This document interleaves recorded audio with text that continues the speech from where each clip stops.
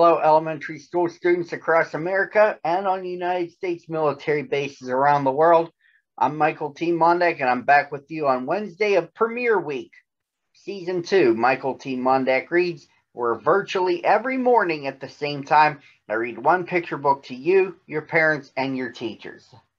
I can't do it without giving you a preview as to what I'll be reading, and here it is for today. Now, girls and boys, have you wondered what it would be like to live under the sea and only visit the surface once when you turn 15? Well, Ariel got to experience that mysterious world above. Turns out it's the storyline to Ariel and the mysterious world above, with a storyline written by Anne Braybrooks and illustrations by Rick Brown and Al White. If you're ready, here we go. Deep down in the ocean where the mer people live, Sebastian the crab was trying to get the attention of the Sea King's daughters. The royal court composer faced all but one of the 7 princesses. Please, sing this the way I taught you. Where is that Ariel? This composition needs a voice as clear as a bell. Giggling, the mermaids shook their heads. They knew the youngest and most beautiful of them was always late. If Ariel was anything like her sisters, she would have been gliding among the sea ferns and trees or playing inside her father's castle. But at the very least, she would have been petting the young fish as they swam through open windows. But no, not Ariel. She had become best friends with one of the fish that had wandered into the palace, and together she and Flounder spent their days getting into mischief. Yet Ariel was growing older and becoming more curious about the world above. Although she often missed rehearsal, she found other times to pester Sebastian. Must we go through this again, Ariel? Oh, all right. Your 15th birthday is the one and only day you may visit the surface. What you see up there will be spectacular, but every mermaid who rises above the sea must return. And all mer people, maids and men, are forbidden contact with humans.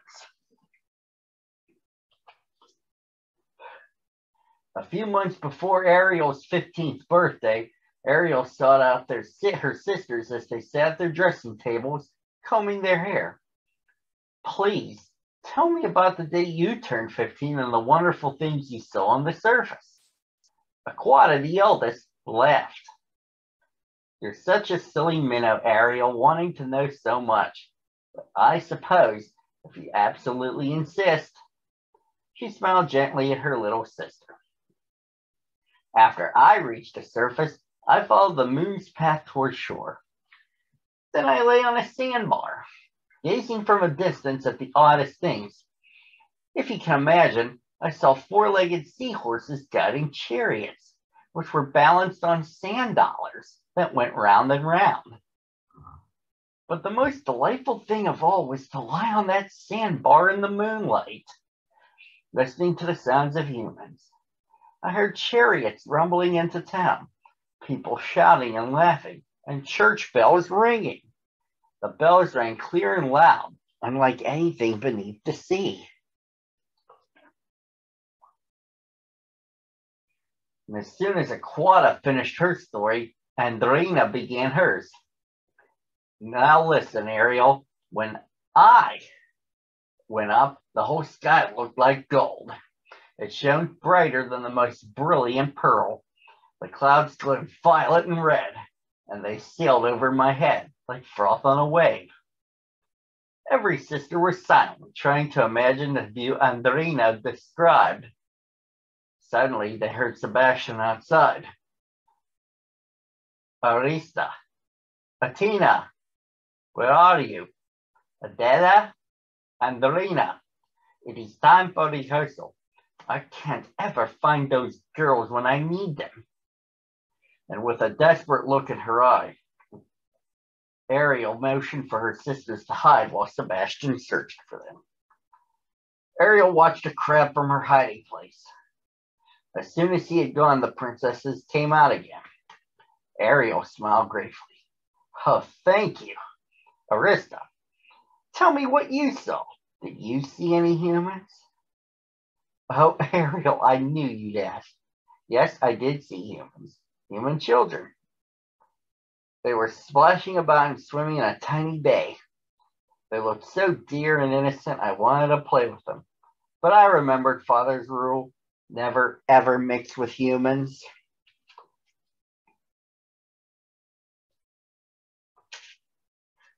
Ariel didn't want to think about her father's rules. Instead, she wanted to learn everything she could about the world above. Ariel listened carefully as Athena described how peaceful her day was in the middle of the ocean, and as Adela and Alana spoke about surfacing during the water and encountering icebergs, storms, and ships. When Ariel begged to hear more, Aquata shook her head. The surface is a beautiful place, full of strange and wondrous things, but it can be cold, lonely, and dangerous. Father's realm is by far the safest and loveliest place to be. That night, Ariel stared out of her window, remembering the stories her sisters had told her, especially about those humans. Peering through the water, she tried to imagine church bells and carriages, castles, and streets. As she gazed up through the sea into the sky, she made a wish on a falling star. If only I could turn 15 tomorrow.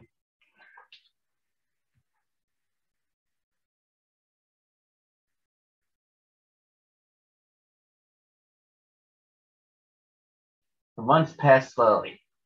During that time, Ariel discovered some sunken ships far from the king's palace. With Flounder's help, Ariel collected human objects from the wrecks. She liked to gaze at them and dream about what they might be used for in the world above. On the day before her birthday, as Ariel excitedly went over her plans for her visit to the surface, Flounder gazed at her human treasures. Gosh, Ariel, why don't you take some of those things with you? Maybe you'll meet someone who knows what they are.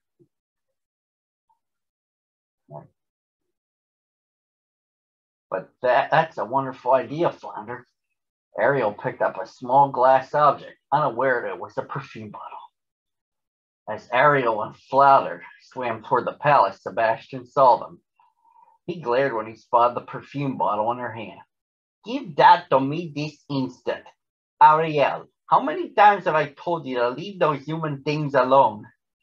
Sebastian knew that Ariel had secretly broken the rules and peeked at the surface once before, almost being spotted by humans. I had better go to that surface with you and make sure you don't get into any trouble. Why can't you behave?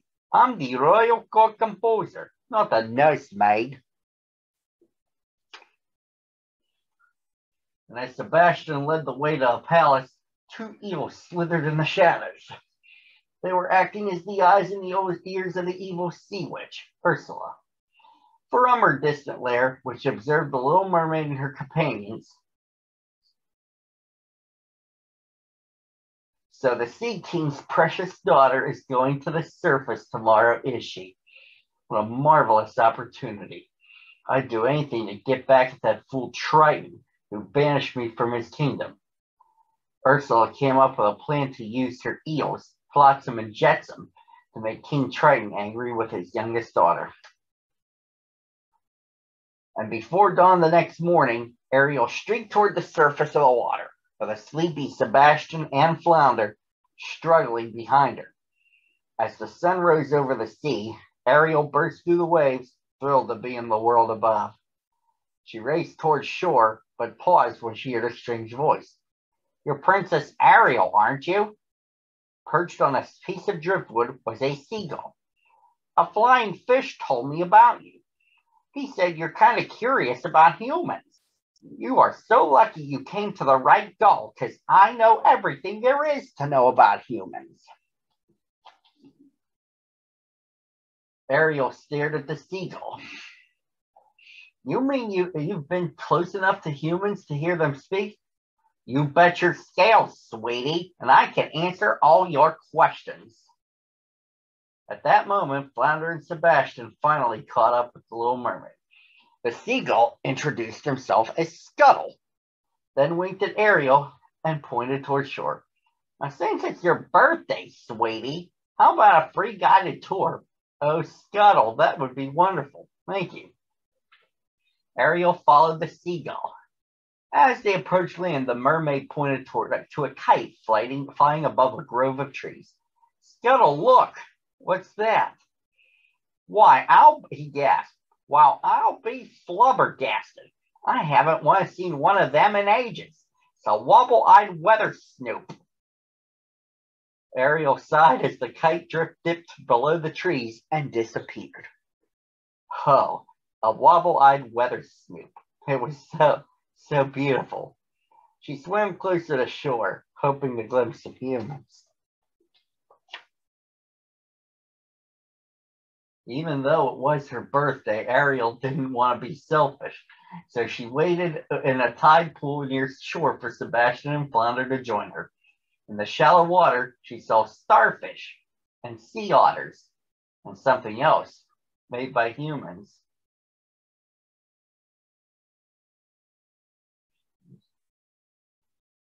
She held up a metal fishing pail. Scuttle, over here. Do you know what this is? And as she waited for the seagull to answer, Sebastian and Flounder swam up. The crab gestured frantically, pointing behind her. Ariel, look out! Frightened, Ariel ducked her head. A huge wave crashed over her, knocking the pail out of her hands. Moments later, she surfaced in the ocean, removing bits of seaweed from her hair. Flounder hurried to Ariel's side. Wow, that wave was a monster. Came out of nowhere. Sebastian frowned, shaking his head. That's a bad omen. Let's get out of this place before a human comes over and snatches us up. It wasn't humans Sebastian should have been worrying about, but Flotsam and Jetsam, who used Ursula's magic to stir up the water and create the wave. There behind the rocks, the eels were lurking.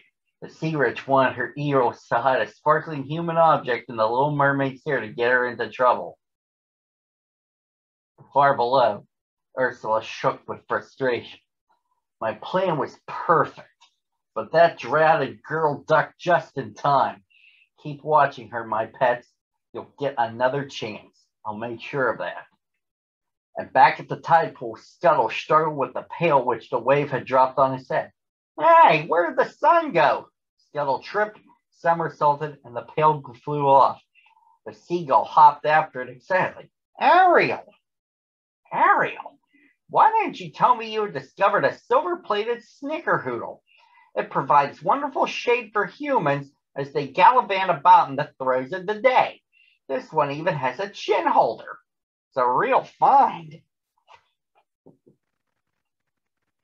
The day wore on and Ariel swam along the shore looking for the places that her sisters had seen on their 15th birthdays.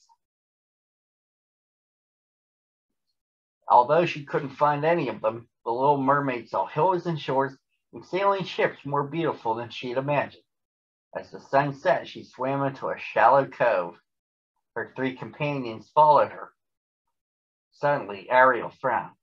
Quiet, everyone. I hear something. At first, it was very quiet. Then they heard a tremendous roar. The earth began to rumble and the sea to stir. Clouds gathered overhead, and enormous waves began building out in the ocean, heading toward the cove. But before Ariel had a chance to dive underwater, a huge wave crashed on top of her.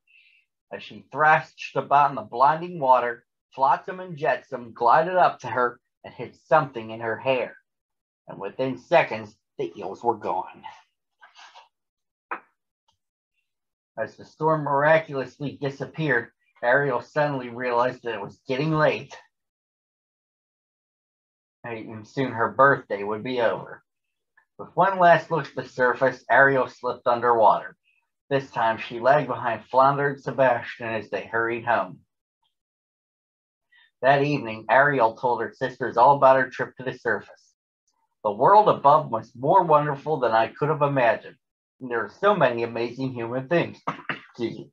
Like something called a wobble-eyed weather snoop. A wobble-eyed weather snoop. Young lady, just how close did you get to the shore and to humans? King Triton appeared, glaring at Ariel. She trembled before him.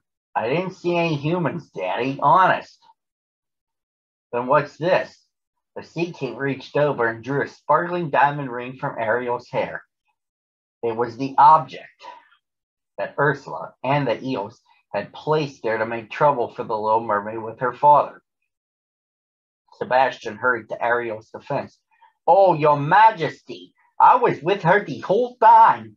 Believe me, she was as good as a goldfish. That funny little thing must have washed into her hair with a wave. King Triton's frown disappeared. He hugged his daughter. It's just that I love you so much, Ariel. I wouldn't want to see you hurt by a human. Don't forget, humans are barbarians.